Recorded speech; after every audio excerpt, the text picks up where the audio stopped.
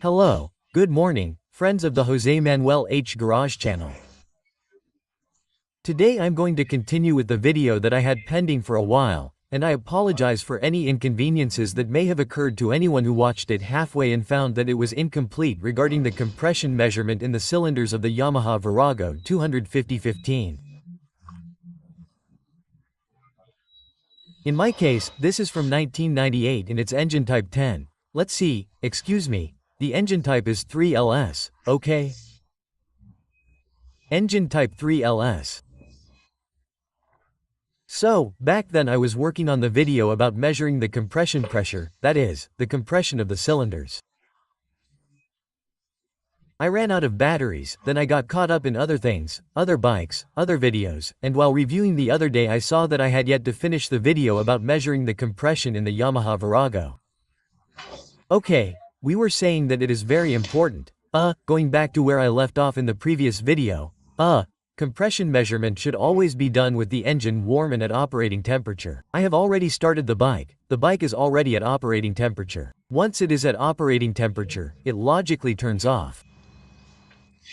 And the next thing to do is remove the spark plug caps to uninstall, to remove the spark plugs.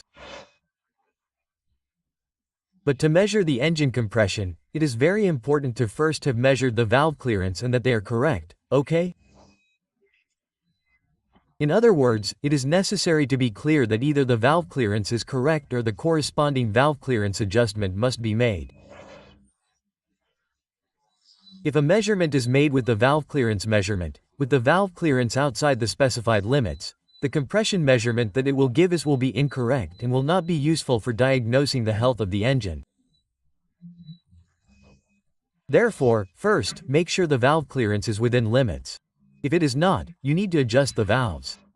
Second, start the engine and let it run until it reaches operating temperature. Next, remove the spark plug caps to uninstall the spark plugs.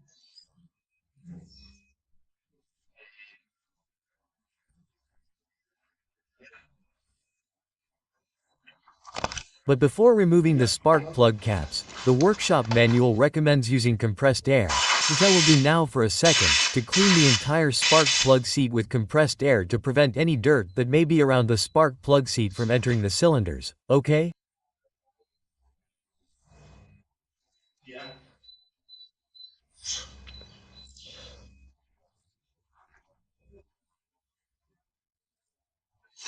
So, both the front and rear spark plugs.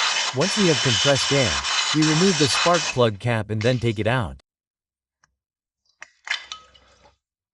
Okay, I'm going to do the same thing on the other spark plug and we'll continue removing the spark plug. Corresponding spark plug wrench. We remove the spark plug. Come on, I'll remove it and we'll continue.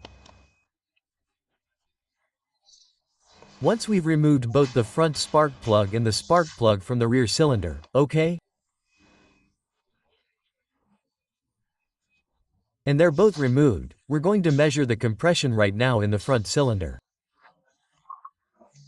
To measure the compression, we need a pressure gauge.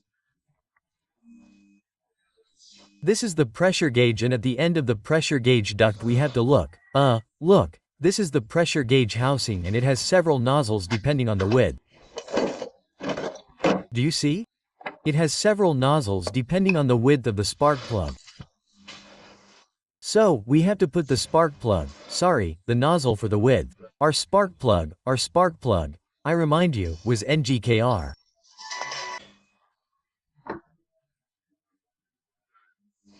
I said that the spark plug, I remind you, was an NGKRO County Route 6, HS.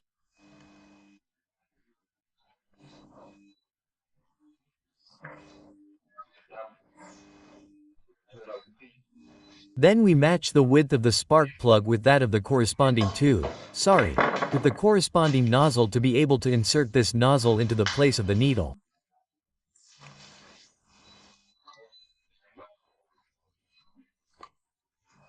It screws on, but I'm going to disconnect the pressure gauge, it's almost easier.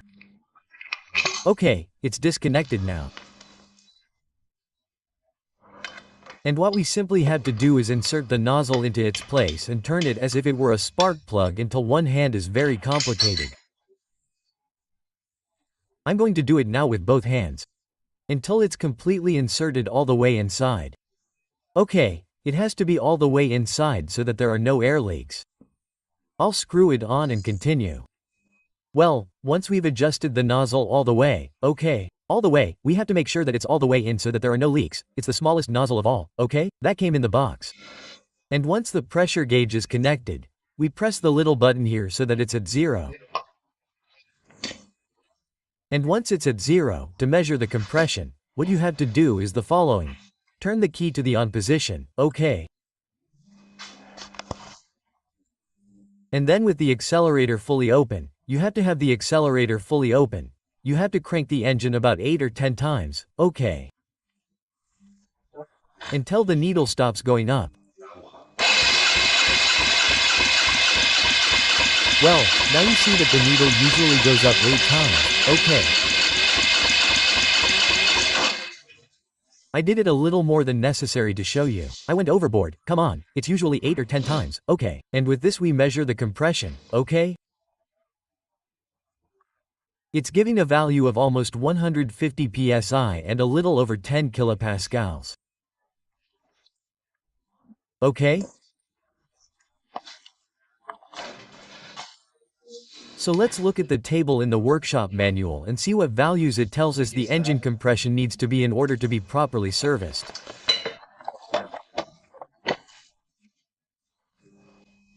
Okay? And here in this manual that I have from 2002, it matches the one in Spanish. In Spanish, the values match this one that I have from 1996, which is in English, but it also gives us different scales, okay. The same measurement, but different scales. It tells us that the minimum compression has to be 10 kilograms cm squared, which is equivalent to 10 bars or 1000 kilocalories. That's the minimum. And the maximum, 100 kPa, which is equivalent to 12 kilograms cm squared, equivalent to 12 bars. And in PIS, which we have here, okay, as you can see, it's the same, but here it tells us, instead of the bars, it tells us the PSI, it tells us that it has to be between 142 PSI and 171 PSI. For us, it gave us 150 PSI in the front cylinder. Then we have the perfect compression within the range because this must always be measured at sea level, okay? It is the reference at sea level. I live at an altitude of 100 meters, therefore the measurements are not exactly the same. We would have to find what the appropriate measurement would be, around 1,200 meters altitude. But anyway, it is within range, there is no problem, okay? So, the right thing to do is press the button again to set it to steel and the measurement is done again to check that it is adequate. And the same thing we did with the front cylinder, we do with the rear cylinder. So now we are going to do it with the rear cylinder. I installed the rear cylinder and we continue. Okay, now I am screwing it in, do you see? It is screwed in by turning into the rear cylinder. It is screwed in, turned until it stops and we make sure that it is correct, as is the case now that it does not turn anymore. Okay, it does not turn anymore, it is already at the top. So now we put the pressure gauge on. Let's see if I can do it with one hand. Let's see, no, because I have to lift this.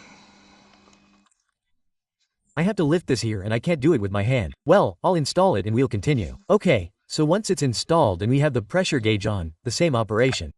It's very important to remember that the engine had to be warm, which we already have. Open the accelerator fully and start the engine.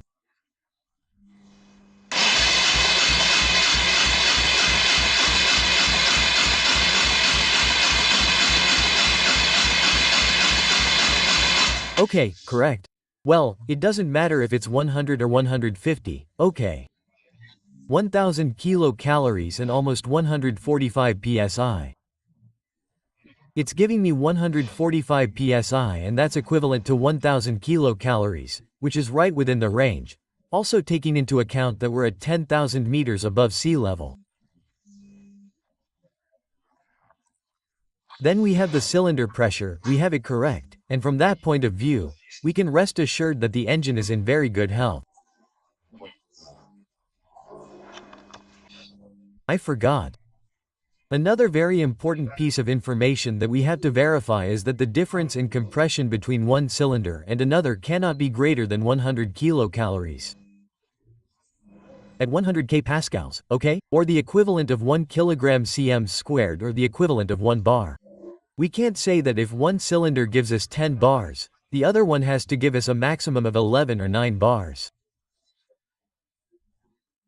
If we get a difference greater than this indicated by the manufacturer, we have problems with the health of the engine. Okay, another thing I wanted to tell you about is what happens. It is very clearly specified here in the workshop manual. What happens if we get a reading that exceeds the specified compression values?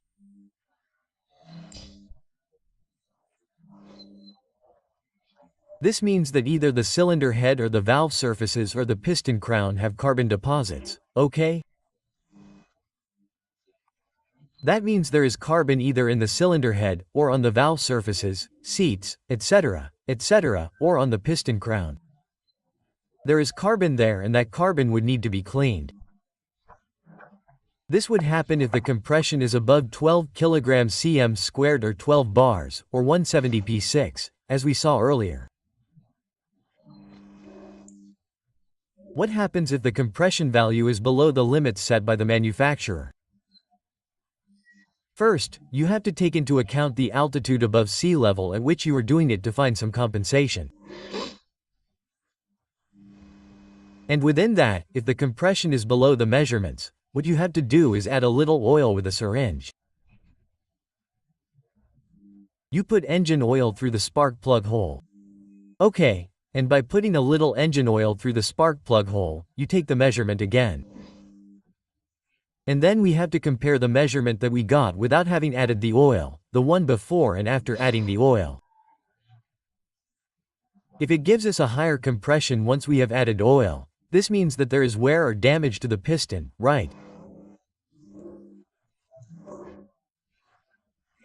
On the other hand, if it gives us a measurement that is the same as without oil, that is, if we measure the compression after having added the oil through the hole in the nozzle and it gives us the same compression, then the problem is in the piston rings or in the valves, or a possible crack in the cylinder head gasket, or the piston is possibly defective, right? Or in the piston or the valves or cylinder head gasket is defective, right? That would be a bit of a diagnosis of whether the compression is lower than the values that the manufacturer tells us. By adding oil, we could already make a bit of a diagnosis of the health of our engine.